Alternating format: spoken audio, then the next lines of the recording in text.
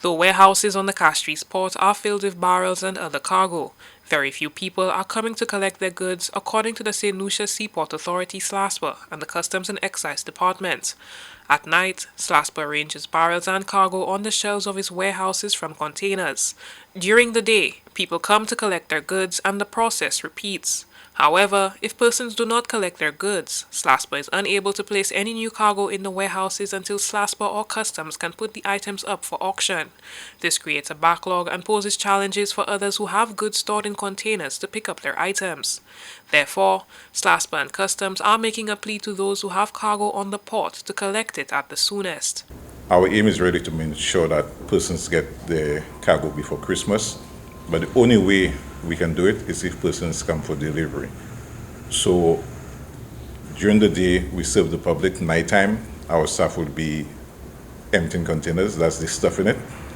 And for us to be able to serve the customers, you must come for your cargo. SLASPA has commissioned a new shed to help relieve the storage issue, but still encourages the public to collect their goods at the soonest. SLASPA and Customs are also facing a backlog of imported vehicles on the port. This backlog has forced those coming to pick up anyone from the ferry service to park outside. On November 30th, a shipment of about 450 vehicles arrived at the port. The following weekend, 95 vehicles arrived, and the week after, over 100 vehicles arrived at the port. The weekend before Christmas, 150 vehicles will be arriving on the port. SLASPA and Customs say that they are unsure where this incoming shipment could be stored, and they are encouraging the importers to collect their vehicles. In addition to that, the port, as you could recognize, is boundaried by the city, and there's not a lot of space to move around as well.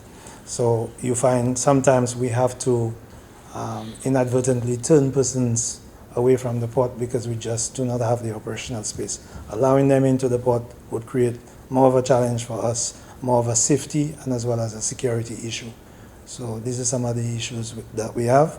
We work closely with other agencies such as the traffic department, and we expect the other persons who use the port, such as the truckers and the port users, would work more closely with us in attaining that mandate, because it's something that we don't have any control of in terms of the acreage of the port.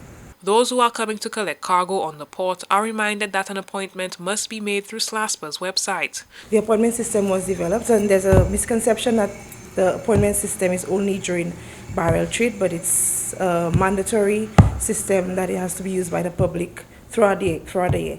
So the appointment system is available on our website, www.slaspa.com. It's right there on the landing page. Persons, as long as they receive their documents from the agent, from the NVOCC, they should proceed to our appointment system to book an appointment. We also have the WhatsApp platform where we provide support to persons who may have any questions, any queries, assistance in making an appointment at 285-1091. The annual barrel concession began on November 1st. It allows nationals to import barrels and grocery items with reduced tariffs and fees. Goods that qualify would be clothing, foodstuffs, toys, and household consumables including toiletries. Electronics do not qualify unless they are electronic toys. The concessions do not apply to commercial cargo, only personal cargo. You can get up to $3,000 per piece. So you allow 2 pieces on concession, and the amount per piece is up to $3,000 worth in value. And you pay 6% of that if the items qualify for the concession. As it pertains to the clearance of goods, we are Customs. We're there to inspect your cargo. You basically have to go through our counterparts with SLASPA to get yourself into the shed. As long as you get there, your goods are identified, located, and then an officer now, as long as your goods are available to you, would come and perform the examination and give you the results, after which you would go to the SAD officer, who prepares the documentation for you that you would need to make your payments. As soon as that is done, then SLASPA now facilitates the delivery of your cargo. Both Customs and SLASPA have agreed to extend business hours to facilitate collection of cargo. In addition, SLASPA says that it will be open to the public on weekends as well. SLASPA encourages the public to look out for the dates for these extended hours. For the DBS News World, Miriam Montoot reporting.